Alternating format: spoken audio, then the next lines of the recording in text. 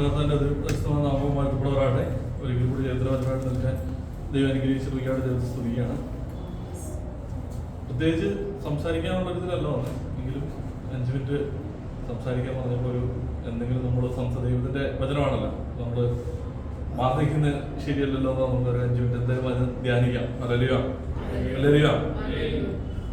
Pastor പ്രസംഗിച്ചു കൊണ്ടിരുന്നപ്പോൾ ഇടയ്ക്ക് ഒരു കാര്യം പറഞ്ഞു. നമ്മളെ കുറിച്ച് ഒരാൾ എന്ത് ചെയ്യണം, കുറ്റം പറയുമോ അല്ലെങ്കിൽ നമ്മളെ കുറിച്ച് തിന്മയൊക്കെ പറയുമ്പോൾ നമ്മൾ എന്ത് ചെയ്യണം? സന്തോഷിച്ച് ഉല്ലസിക്കണം. അത് മത്തായിയുടെ സുവിശേഷത്തില അല്ലെ? ആ ഭാഗം ഒന്ന് വായിക്കാൻ പാടില്ല. മത്തായി 5-ല്ലേ 19, 5-19. നീതി നിമിത്തം ഉപദ്രവിക്കപ്പെടുന്നവർ ഭാഗ്യവാന്മാർ, സ്വർഗ്ഗരാജ്യം അവർക്കുള്ളത്. എന്റെ നിമിത്തം നിങ്ങളെ പഴിക്കുകയും ഉപദ്രവിക്കുകയും നിങ്ങളെ കൊണ്ട് എല്ലാ തിന്മയും കളവായി പറയുകയും ചെയ്യുമ്പോൾ നിങ്ങൾ ഭാഗ്യവാന്മാർ, സ്വർഗത്തിൽ നിങ്ങളുടെ പ്രതിഫലം വലുതാവുന്നത് സന്തോഷിച്ച് ഉല്ലസിക്കും. നിങ്ങൾക്ക് മുമ്പേ ഉണ്ടായിരുന്ന പ്രവാചകന്മാരെ അവർ അങ്ങനെ തന്നെ ഉപദ്രവിച്ചു. അപ്പോ അതിനിടയ്ക്ക് നമുക്കറിയാം അപ്പോസ്തലന്മാരൊക്കെയും വളരെയധികം ഉപദ്രവങ്ങൾ സഹിച്ചല്ലേ. അപ്പൊ നമ്മള് സ്വാഭാവികമായിട്ട് നമ്മൾ ചിന്തിക്കും, ഇവരൊക്കെ യേശുവിന്റെ നാമത്തിന് വേണ്ടി നിന്നവരാണ്. ഇപ്പൊ നമ്മൾ കേട്ടു ഒരു ദൂതൻ നമ്മളെ സംരക്ഷണം ചെയ്യാനായിട്ട് നമ്മുടെ കൂടെ ഉണ്ട്. എന്നിട്ടും എന്തുകൊണ്ട് ഇവർക്ക് ഉപദ്രവം ഉണ്ടായി? അല്ലല്ല. ഇപ്പൊ ഇവിടെ പറയാണ്, എന്റെ നാമത്തിൽ നിങ്ങളെ പഴുകി ഉപദ്രവിക്കുകയും ചെയ്യുമ്പോൾ നിങ്ങള് സന്തോഷിച്ചില്ല. എന്തുകൊണ്ടാ? മുമ്പേ ഉണ്ട്, നിങ്ങൾക്ക് പ്രതിഫലം ഉണ്ട്. അതുകൊണ്ടാണ് മുമ്പേ ഉണ്ടായിരുന്ന പ്രവാചകന്മാരെ എന്താണ് ചെയ്തത്? അവർ അങ്ങനെ തന്നെ ചെയ്തു, ഉപദ്രവിച്ചു. യേശുവിന് വേണ്ടി നിന്നുകൊണ്ട് അല്ലെങ്കിൽ യേശുവിന്റെ നാമത്തിന് വേണ്ടി നിന്നുകൊണ്ട് യേശുവിനോട് ചേർന്ന് നിന്നത് കൊണ്ട് ഈ ലോകം ഒരിക്കലും നമ്മളെ എന്ത് ചെയ്തില്ല, സ്നേഹിക്കത്തില്ല. ഹല്ലേലൂയ. ദൈവത്തിന്റെ സംരക്ഷണം നമുക്കുള്ളപ്പോൾ തന്നെ ഈ ലോകത്തിൽ നമ്മളോട് എന്തുണ്ട്? എതിർപ്പുണ്ട്. അതുകൊണ്ടാണ് പറഞ്ഞത് നിങ്ങൾക്ക് പോരാട്ടമുണ്ട്. പോരാട്ടമുള്ളത് ഈ ലോകത്തിന്റെ അന്ധകാര ശക്തികളോട്. ഹല്ലേലൂയ. ഈ അന്ധകാര ശക്തികളോടുള്ള പോരാട്ടത്തിലാണ് നമ്മൾ എല്ലാവരും ആയിരിക്കുന്നത്. അപ്പോൾ ആ ദൂതന്റെ സംരക്ഷണം നമ്മളോട് കൂടെ ഉണ്ട്. എന്തിനു വേണ്ടിയിട്ട്? ഈ പോരാട്ടം ഈ പോരാട്ടം എന്ന് പറഞ്ഞാൽ നമ്മൾ ഒറ്റയ്ക്ക് ചെയ്യുന്ന പോരാട്ടമല്ല. ഹല്ലേലൂയ.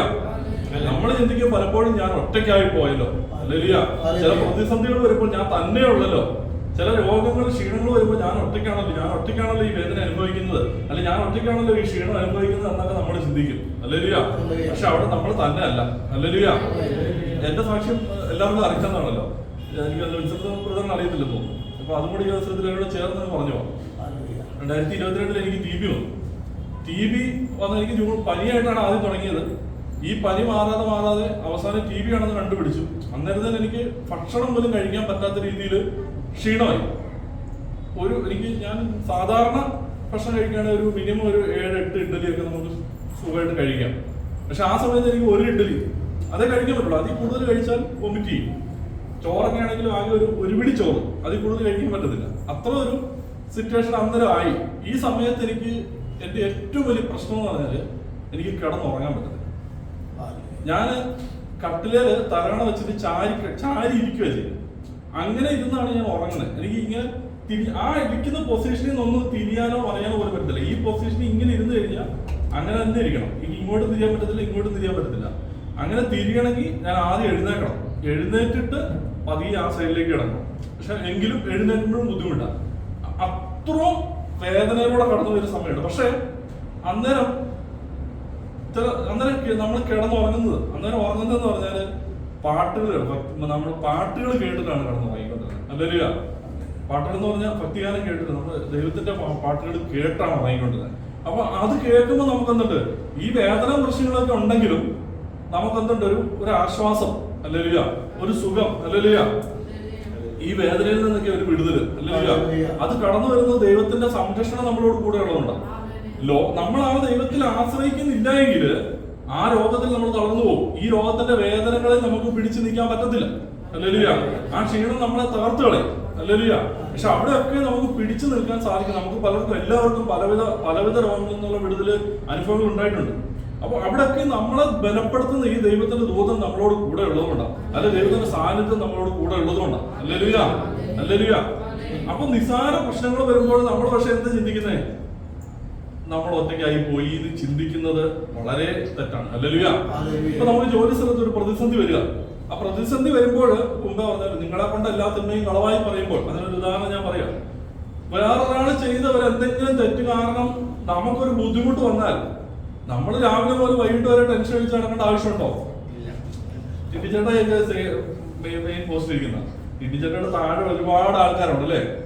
അപ്പൊ അവര് ചെയ്യുന്ന മിസ്റ്റേക്ക് കൊണ്ടും ചേട്ടാക്കി പ്രശ്നങ്ങൾ വരാം. പക്ഷെ അത് വിചാരിച്ച് നമ്മൾ ടെൻഷൻ അടിച്ചിരുന്നു കഴിഞ്ഞാല് നടക്കുമോ? ഇല്ല. എന്താ ആ ടെൻഷൻ അടിച്ചിട്ട് നമ്മള് ഉള്ള പ്രശ്നങ്ങളിൽ നിന്ന് വീണ്ടും പ്രശ്നങ്ങളിലേക്ക് പോകുള്ളൂ. അല്ലല്ലോ? അപ്പൊ നമ്മൾ എന്ത് ചെയ്യണം? അതങ്ങ് വിട്ടേക്ക. അല്ലല്ലോ? കാരണം കർത്താവ് നോക്കിക്കോളും. നമ്മുടെ ഭാഗത്ത് മിസ്റ്റേക്ക് ഇല്ല അല്ലെ? നമുക്കറിയാം. അപ്പൊ കർത്താവ് നോക്കിക്കോളും. കർത്താവിനെ ഏൽപ്പിച്ചു കൊടുക്കുക. അല്ലല്ലോ? അപ്പൊ അവിടെ നമ്മൾ സന്തോഷിക്കുന്നു പറഞ്ഞാൽ അങ്ങനെ പ്രതിസന്ധികൾ പ്രശ്നങ്ങൾ വരുമ്പോഴും എവിടെ നമുക്ക് അന്നേരം ഈ പറഞ്ഞ പോലെ സന്തോഷിക്കാൻ പറ്റത്തില്ല അല്ലെ? നമുക്ക് അന്നേരം കുറ്റപ്പെടുത്താനും നമ്മളെ കൊണ്ട് ഇത് സാധിക്കുന്നില്ലല്ലോ എന്നുള്ള നെഗറ്റീവ് ചിന്ത നമ്മുടെ ഉള്ളിൽ വരുന്നത്. അതിന് പകരം നമ്മൾ അവിടെ ആ കർത്താവെ ഇത്രത്തോളം നീ നടത്തിയല്ലോ, നന്ദിയുണ്ട് കർത്താവെ എന്ന് പറഞ്ഞാൽ തുടർന്നുള്ള കാര്യങ്ങളിൽ കർത്താവ് നോക്കിക്കോളൂ. അത് തന്നെയാ പറഞ്ഞത്. അപ്പൊ നമുക്ക് ഈ ലോകത്തിലെ കാര്യത്തിലാണെങ്കിലും ഭൗതികമായിട്ടുള്ള കാര്യത്തിലും ആത്മീയമായിട്ടുള്ള കാര്യത്തിലും എല്ലാം നമ്മളെ നടത്താൻ ആരേ ഉള്ളൂ? കർത്താവേ ഉണ്ട്. അല്ലല്ലോ? ഈ ലോകത്തിലുള്ളവർക്ക് അങ്ങനല്ല. അവർക്ക് ലോകത്തിൽ ഒരുപാട് കാര്യങ്ങളുണ്ട് അവരെ നടത്താൻ. അവർക്ക് സന്തോഷം കണ്ടെത്താൻ ലോകത്തിൽ ഒരുപാട് കാര്യങ്ങളുണ്ട്. അവർക്ക് സുഖം കണ്ടെത്താൻ ലോകത്തിൽ ഒരുപാട് കാര്യങ്ങളുണ്ട്. അവർക്ക് സമയം ചെലവഴിക്കാൻ ലോകത്തിൽ ഒരുപാട് കാര്യങ്ങളുണ്ട്. പക്ഷെ നമുക്ക് ഇതിനൊക്കെ എന്തേ ഉള്ളൂ? കർത്താവിൽ മാത്രമേ ആശ്രയിക്കാൻ പറ്റത്തുള്ളൂ. അല്ലല്ലോ? അല്ലല്ലോ? അപ്പൊ ആ കർത്താവ് നമ്മളോട് എപ്പോഴും കൂടെ ഉണ്ട്, അല്ലെ കർത്താവിന്റെ ദൂതൻ നമ്മളോട് കൂടെ ഉണ്ട് എന്നുള്ള ചിന്ത നമുക്ക് വരുമ്പോൾ നമുക്ക് ഓട്ടോമാറ്റിക്കായിട്ട് എന്ത് ചെയ്യും? നമുക്ക് പ്രതിസന്ധികൾ വന്നാലും പ്രശ്നങ്ങൾ വന്നാലും രോഗം വന്നാലും നമ്മൾ ചിന്തിക്കും, ആ കർത്താവിന്റെ കൂടെ ഉണ്ട്, ഞാൻ തളർന്നു പോകത്തില്ല. അല്ലല്ലോ?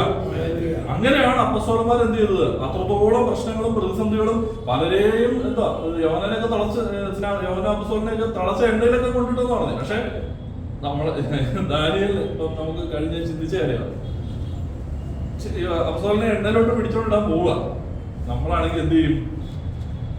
തൊത്തറി ഓടുമായിരിക്കും അല്ലെ? എങ്ങനെയെങ്കിലും രക്ഷപ്പെടാൻ പിടിച്ച് കെട്ടിയിട്ടാലും കൊണ്ടുവന്നു. പക്ഷെ ഞാൻ ചിന്തിക്കുന്നത് എങ്ങനെയാ? അപ്പസ്തലനൊക്കെ ചിലപ്പോൾ വളരെ സന്തോഷത്തോടെ ആയിരിക്കും അങ്ങോട്ട് പോയത്. വളരെ സന്തോഷത്തോടെ ആയിരിക്കും. അല്ലല്ലോ? കാരണം ദാനിയേലിന്റെ സീൻപിടിയിരുന്നു. അതുപോലെ ശദ്രക് മേശക് അബേദ്നെഗോവിനെ എന്ത് ചെയ്തു? തീയിലേക്ക് ഇട്ടോണ്ട് പോവുക. അപ്പൊ ഇവര് കണ്ടോണ്ട് നിൽക്കുകയാണ്. ഈ തീച്ചുളക്ക് പരമാവധി ചൂട് കൂടുകയാണല്ലേ? ഇവരിത് കണ്ടു. എന്നിട്ടും ഇവരെന്ത് ചെയ്തില്ല? ദൈവത്തെ തള്ളി പറഞ്ഞില്ല. അവരുടെ വിശ്വാസത്തിന് ഒരു ഭംഗം വന്നില്ല. അവരുടെ പ്രത്യാശ നഷ്ടപ്പെട്ടില്ല. അല്ലല്ലോ? അവരാരെയും കുറ്റം പറഞ്ഞില്ല. അല്ലല്ലോ? അവര് സന്തോഷത്തോടെ പറഞ്ഞെന്താ? ഈ ദൈവത്തിന് ഞങ്ങളെ വിടുവിക്കാൻ കഴിയും. ഇനി അഥവാ കഴിഞ്ഞില്ലെങ്കിലും ഈ ദൈവത്തെ തന്നെ ഞങ്ങൾ ആരാധിക്കും. അഥവാ കഴിഞ്ഞില്ലെങ്കിലും ഒന്നും ആയിരിക്കത്തില്ല. ചിലപ്പോ അഥവാ വിടുവിച്ചില്ലെങ്കിലും, വിടുവിക്കാൻ കഴിയില്ല എന്നല്ല, വിടുവിച്ചില്ലെങ്കിലും വിടുവിക്കാൻ കഴിവില്ലാത്തൊരു ദൈവമല്ല. പക്ഷെ ചില സാഹചര്യങ്ങളിൽ ഈ വിടുതൽ നിനക്ക് വേണ്ടാത്തതായിരിക്കും. അല്ലല്ലോ? കാരണം അതായിരിക്കും നിനക്ക് വെച്ചിരിക്കുന്ന വ്യവസ്ഥ. അല്ലല്ലോ? കർത്താവ് എല്ലാം എന്ത് ചെയ്യുന്നു? കൃത്യസമയത്ത് ചെയ്യുന്നു എന്നാണ് പറഞ്ഞിരിക്കുന്നത്. അല്ലല്ലോ? ആ കൃത്യസമയമായിരിക്കും അത്. അതുകൊണ്ട് ചിലപ്പം വിടുതൽ ഉണ്ടായില്ല എന്ന് വരാം. നമ്മുടെ ആഗ്രഹമാണ് നമുക്ക് വിടുതൽ കിട്ടണമെന്നുള്ളത്. അല്ലല്ലോ? അല്ലല്ലോ? പക്ഷെ ആ വിടുതൽ വേണോ വേണ്ടയോ? ഇപ്പൊ എനിക്കറിയാം, അതായത് വളരെ രോഗാവസ്ഥ, ഞാൻ ആളാരെന്നൊന്നും പറഞ്ഞില്ല, എന്റെ ഫാമിലി തന്നെ. അപ്പോ വളരെ രോഗാവസ്ഥയിൽ കിടന്നിട്ട് എല്ലാവർക്കും അറിയാൻ തരുന്നുണ്ട്, ഞാൻ പിന്നെ പേര് ആരെന്ന് പറയുന്നില്ലെന്നേ ഉള്ളൂ. വളരെ രോഗാവസ്ഥയിൽ കിടന്നിട്ട് ഓപ്പറേഷൻ ചെയ്തപ്പോൾ ഡോക്ടർ പറഞ്ഞത് വെറും 5% പ്രതീക്ഷയാണ്. 5% പ്രതീക്ഷ. പക്ഷെ ദൈവസഭയുടെ പ്രാർത്ഥന കാരണം രോഗം വിടുതൽ കിട്ടി. ആള് വിശ്വാസത്തിൽ പോയി. അല്ലല്ലോ? അപ്പൊ നമുക്ക് ചിലപ്പോൾ വെച്ചിരിക്കുന്ന സമയം ഏതാണെന്ന് നമുക്കറിയത്തില്ല. ചിലപ്പോൾ രോഗം വന്നായിരിക്കും, ചിലപ്പോൾ വേറെ എന്തെങ്കിലും വന്നായിരിക്കും. പക്ഷെ നമുക്കുള്ള സമയം അതാണെങ്കിൽ ആ സമയത്ത് നമ്മൾ ഇവിടുന്ന് പോയേ പറ്റൂ. അല്ലേലൂയ? അന്നേരം ഞാൻ വരുന്നില്ല കർത്താവേ, എനിക്ക് കുറച്ചുകൂടെ സമയം ഈ ലോകത്ത് ജീവിക്കണം, അല്ലെ എനിക്ക് കുറച്ചുകൂടെ നാളുകൂടെ എന്റെ മക്കളെയൊക്കെ ഒന്ന് ഇതാക്കുന്നതെന്ന് പറയാം, അല്ലെങ്കിൽ എനിക്ക് കുറച്ചാളും കൂടെ ഇങ്ങനെ ഫാമിലിയുടെ കൂടെ നടക്കണമെന്ന് അന്നേരം നമുക്ക് പറയാൻ പറ്റത്തില്ല. അല്ലേലൂയ? ആ വച്ചിരിക്കുന്ന സമയത്ത്, കർത്താവ് വിളിക്കുന്ന സമയത്ത് നമുക്ക് പോയേ പറ്റുള്ളൂ. അപ്പോൾ അതുകൊണ്ടാണ് പറഞ്ഞത്, ആ സമയത്ത് കർത്താവ് വിടുവിച്ചാലും വിടുവിച്ചില്ലെങ്കിലും, അല്ലേലൂയ, വിടുവിക്കാൻ കഴിവുണ്ട് നിശ്ചയമായിട്ട്. വിടുവിച്ചില്ലെങ്കിൽ എന്റെ കർത്താവ് എന്നെ കൂടുതൽ സ്നേഹിക്കുന്നു, എത്രയും. അല്ലേലൂയ? ആ ഒരു ചിന്ത നമ്മളിലേക്ക് വരുമ്പോഴാണ് കർത്താവിന്റെ ദൂതൻ നമ്മളോട് കൂടെ ഉണ്ടെന്നുള്ള ബോധ്യം കൂടെ നമുക്ക് വരുന്നത്. ഹല്ലേലൂയ. അപ്പോഴാണ് കർത്താവിന്റെ സംരക്ഷണം നമുക്ക് കൂടുതൽ അനുഭവിക്കാൻ സാധിക്കും. Hallelujah, hallelujah. പലപ്പോഴും നമ്മൾ എന്ത് ചെയ്യുന്നത്, നമ്മൾ പലപ്പോഴും നിസ്സാര കാര്യത്തിൽ നമ്മൾ തളർന്നു പോവുകയാണ്. ഹല്ലേലൂയ. പക്ഷെ തളർന്നു പോകാതെ ബാല്യക്കാർ ക്ഷണിച്ചു പോയി എവിടെക്കാർ എന്ത് ചെയ്യണം, കഴുകനെ പോലെ ചിറകടിച്ച് കയറുന്ന. അപ്പൊ കഴുകനെ പോലെ ചിറകടിച്ച് കയറണമെങ്കിൽ നമ്മുടെ ഉള്ളിൽ എന്തുണ്ടാവണം, ഈ ദൈവിക ശക്തി ഉണ്ടാവണം. Hallelujah, hallelujah. അതിനെന്താണ്, ദൈവവചനം നമ്മുടെ ഉള്ളിലുണ്ടാവും. ഹല്ലേലൂയ. അപ്പൊ നമുക്ക് പ്രതിസന്ധികൾ ഒരു ഭയം കർത്താവ് ഇങ്ങനെ പറഞ്ഞിട്ടുണ്ടല്ലോ, അല്ലെ കർത്താവിന്റെ അപ്പസ്തലന്മാരെ കർത്താവ് ഇങ്ങനെ പരിപാലിച്ചിട്ടുണ്ടല്ലോ. ആ ചിന്ത നമ്മുടെ ഉള്ളിലേക്ക് വരണം. അതുകൊണ്ടാണ് പറഞ്ഞത് നിങ്ങൾക്ക് മുമ്പുണ്ടായ പ്രവാചകന്മാരെ അവരങ്ങനെ തന്നെ ഉപദ്രവിച്ചു. അപ്പൊ ഈ പ്രശ്നങ്ങൾ എനിക്ക് ആദ്യമായിട്ട് വന്നതല്ല. ഹല്ലേലൂയ. എന്റെ രോഗങ്ങളോ എന്റെ പ്രതിസന്ധികളോ എന്റെ പ്രശ്നങ്ങളോ ഈ ലോകത്തിൽ ആദ്യമായിട്ട് എനിക്ക് വന്നതല്ല. ക്രിസ്തുവിനോട് ചേർന്ന് നിന്ന് എല്ലാവർക്കും ഈ ഉപദ്രവങ്ങളും പ്രതിസന്ധികളും വന്നിട്ടുണ്ട്. പക്ഷെ അവരാരും തളർന്നു പോയിട്ടില്ല. എന്തുകൊണ്ട്? അവര് കർത്താവിന് വേണ്ടി നിലനിന്നു. ഹല്ലേലൂയ. അപ്പൊ ഞാനും തളർന്നു പോകാതെ ഞാനും ഈ രാജ്യത്വം പ്രാപിക്കണമെങ്കിൽ ഞാനും ശക്തിയോടെ ദൈവത്തിന് വേണ്ടി നിൽക്കണം. ഹല്ലേലൂയ. ദൈവത്തിന്റെ സാന്നിധ്യം എപ്പോഴും എന്നോട് കൂടെ ഉണ്ടെന്നുള്ള ബോധ്യത്തിൽ ഞാൻ എന്ത് ചെയ്യണം, എപ്പോഴും ശക്തിയോടെ എപ്പോഴും സന്തോഷത്തോടെ നിൽക്കണം. ഹല്ലേലൂയ. അങ്ങനെ നിന്ന് ദൈവത്തിന്റെ എത്തിച്ചേരാൻ ദൈവം നമ്മൾ ഓരോരുത്തരെയും സഹായിക്കട്ടെ എന്ന് പ്രാർത്ഥിച്ചുകൊണ്ട് ദൈവത്തിന്